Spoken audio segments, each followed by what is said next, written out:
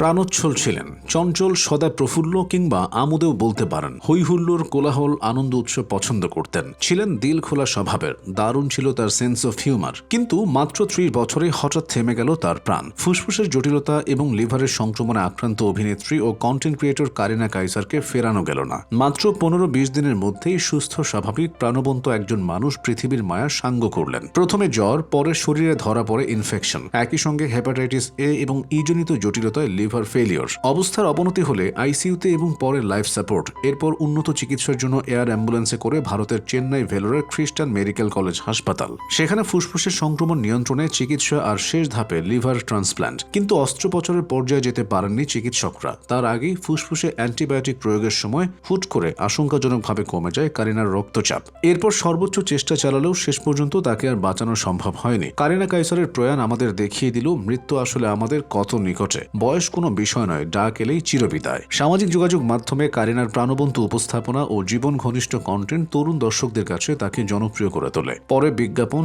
OTT ও নাটকের জগতেও ধীরে ধীরে নিজের জায়গা তৈরি করেন তিনি। অভিনয়ের পাশাপাশি চিত্রনাট্যকার হিসেবেও কাজ করেছেন। তার উল্লেখযোগ্য কাজের মধ্যে রয়েছে ইন্টার্নশিপ সিরিজ ও চলচ্চিত্র 36-24-36। কারিনার পরিবারে রয়েছে মা, বাবা এবং 2 ভাই। বাবা জাতীয় ফুটবল দলের সাবেক তারকা খেলোয়াড় কাইসার হামিদ, দাদি দেশের বরেণ্য দাবাড়ু রানী হামিদ। দাদা এম এ হামিদ ছিলেন বাংলাদেশ সেনাবাহিনীর লেফটেন্যান্ট কর্নেল ও ক্রীড়া সংগঠক।